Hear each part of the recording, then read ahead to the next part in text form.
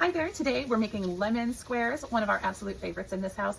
I'm gonna put everything into our beautiful 9x13 nonstick pan. It comes with a nice lid so that I can put it in the refrigerator and keep everything chilled for when it's almost time to serve it. And it's a tall enough lid that if I put a bunch of whipped cream or something fun on top, there's plenty of space for it. So I'm gonna put that aside for right now, but you know it's in the wings waiting. I'm gonna use my mixer and I have just a handful of ingredients here. This is really super simple. This one is a keto recipe. So it has butter, it has 3 cups of almond flour, a half cup of erythritol, some vanilla, yay, and a little bit of salt. So I've got my salt shaker here. So I've got my mixer at the ready over here. I'm going to turn my camera so you can kind of see better. Here we go. There we go. So you can see what's going on in the mixer. I've already got 2 cups of almond flour in there. I'm going to put the 3rd cup in, put in my erythritol, which is just an alternative to sugar. So you could do this with regular sugar and be just fine. I've got 10 tablespoons of butter. Got to add some vanilla in because yum. There we go. I'm always a measure with my heart with the vanilla. I can't help it. And then a little bit of salt because all your sweet stuff needs a little salt to kind of temper things. There we go. Now I'm going to use the handle back here, put this down. I'm going to turn the settings here with my seeing eyes on to mix. And I really don't need it to go for 2 minutes and 30 seconds. So I'm going to turn it way down just enough to get everything mixed. I'm going to go for 1 minute.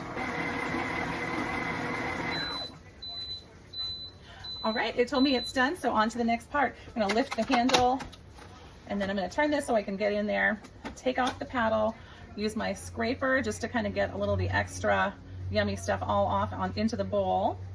Now, this kind of a recipe, I am actually not going to wash this until I'm all done with the filling, so I'm gonna put that right back on there, turn this over here, whoop, back to the main stage. I've got my pan at the ready.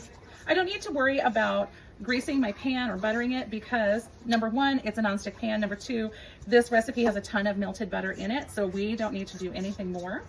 And go ahead and put that in there.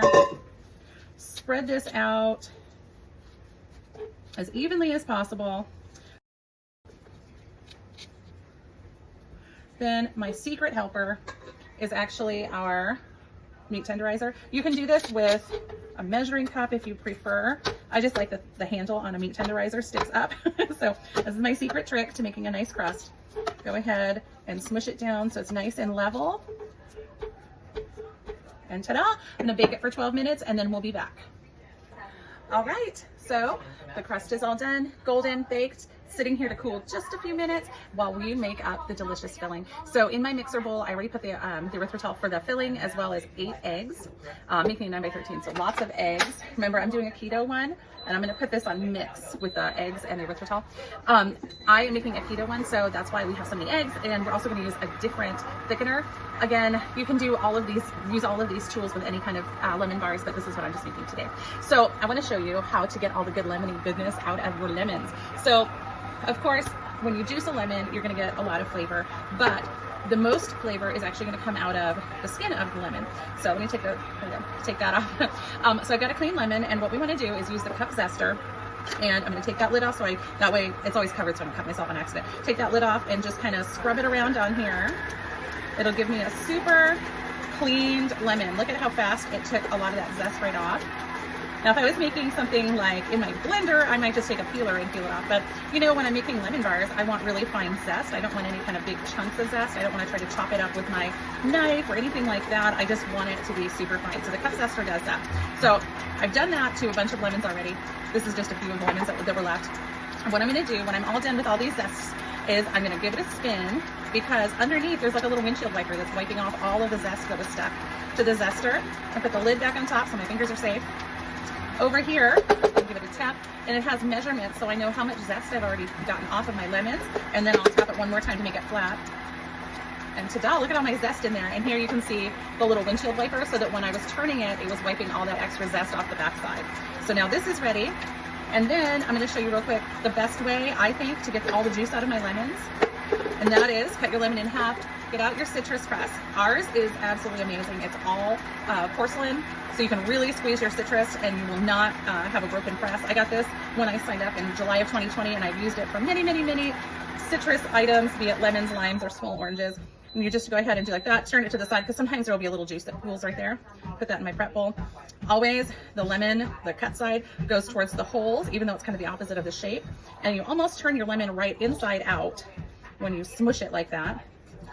There we go. All the juice is out and I am ready to go to the next step. So I have my mixer over here. I'm just gonna go ahead, I'm gonna pour in my lemon juice. Oh, I love lemon juice, so good.